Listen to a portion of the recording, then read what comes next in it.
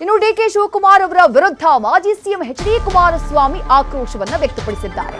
ಪದೇ ಪದೇ ತಮ್ಮನ್ನ ಟಾರ್ಗೆಟ್ ಮಾಡ್ತಾ ಇರುವಂತಹ ವಿಚಾರಕ್ಕೆ ಸಂಬಂಧಪಟ್ಟ ಹಾಗೆ ಮಿಸ್ಟರ್ ಡಿಕೆ ಶಿವಕುಮಾರ್, ನಿಮ್ಮ ಉಸ್ತುವಾರಿ ಏನ್ ಹೇಳಿದ್ರು? ಹೇಮಮಾಲಿನಿಗೆ ಟಿಕೆಟ್ ಕೊಟ್ಟಿದ್ದು ನಕ್ಕಲಿಕ್ಕಿ ಅಂತ ಹೇಳಿದ್ರು.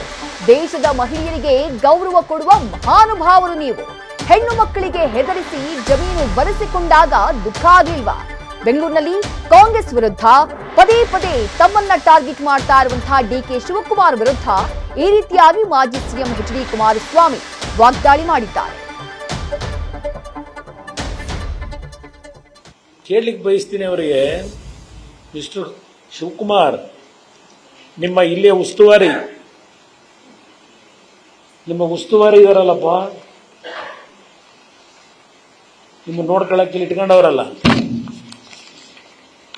ಆ ಮನುಷ್ಯ ಏನ್ ಹೇಳಿಕೆ ಕೊಟ್ಟರು ಒಂದು 10 ದಿವಸದಿಂದ?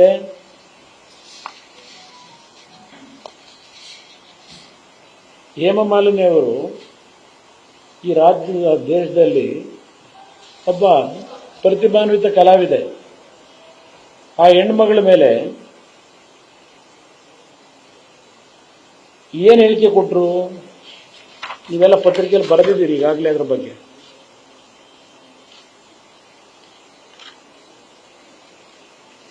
ಕನ್ನಡ ಪದ ಹೇಳಕ್ಕಾಗಲ್ಲ, ಏಕೆಂದ್ರೆ ಕನ್ನಡ ಪದದಲ್ಲಿ ನೀವು ಬರೆದಿರ್ತಕ್ಕಂಥದ್ದು ಓದ್ಲಿಕ್ಕಾಗಲ್ಲ. ಅದು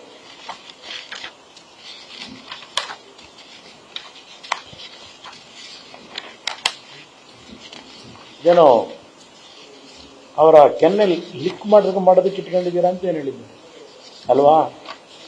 ಇದು ಮಹಿಳೆಯರಿಗೆ ಅತ್ಯಂತ ಗೌರವ ಕೊಡ್ತಕ್ಕಂಥ ಮಹಾನ್ ಭಾವರು ನೀವು. ನಾನು ಅವ್ರನ್ನ ಕೇಳ್ತೀನಿ, ಈ ರಾಜ್ಯದಲ್ಲಿ ಯಾವ್ಯಾವ ಸಂದರ್ಭದಲ್ಲಿ ಕೆಲವು ಕುಟುಂಬದ ಹೆಣ್ಣು ಮಕ್ಕಳನ್ನ ಕಿಡ್ನಾಪ್ ಮಾಡಿ ಜಮೀನು ಬರೆಸ್ಕೋಬೇಕಾದ್ರೆ ಹೆದರಿಸಿ ಅವತ್ತಿಂದು ಅವ್ರಿಗೆ ದುಃಖನೇ ಬಂದಿರಲಿಲ್ಲ ಅಂತ ಪ್ರಕರಣಗಳಲ್ಲಿ ಇದೆಲ್ಲ ಕಂಡಿರ್ತಕ್ಕಂಥದ್ದನ್ನು ಏನು ಹೇಳಿದ್ದಾರೆ? ಜನತೆಯ ಮನಸ್ಸನ್ನು ಪರಿವರ್ತನೆ ಮಾಡಬೇಕು ಅಂತ ಹೇಳಿ ಹೊರಟಿರ್ತಕ್ಕಂಥದ್ದೇನಿದೆ. ನೂರಾರು ನಿದರ್ಶನ ಕೊಡಬಲ್ಲೆ. ನಿಮ್ಮ ಹೇಳಿಕೆಗಳು, ನೀವು ಸಾರ್ವಜನಿಕವಾಗಿ ಯಾವ ರೀತಿ ನಡ್ಕೊಂಡಿದ್ದೀರಿ, ಎಷ್ಟು ಕುಟುಂಬಗಳನ್ನು ನಿಮ್ಮ ಆಸ್ತಿಯ ಒಂದು ದುರಾಸೆಗೆ ಏನೇನು ಮಾಡ್ಕೊಂಡ್ಬಂದಿದ್ದೀರಿ 30 ವರ್ಷದಲ್ಲಿ, ಬೇಕಾದಷ್ಟು ಪ್ರಕರಣಗಳಿದ್ದಾವೆ. ಇವತ್ತು ಇದಿಟ್ಕೊಂಡು ನನ್ನ ಮೇಲೆ ಎದುರಿಸ್ಲಿಕ್ಕೆ ಸಾಧ್ಯವ ನೀವು?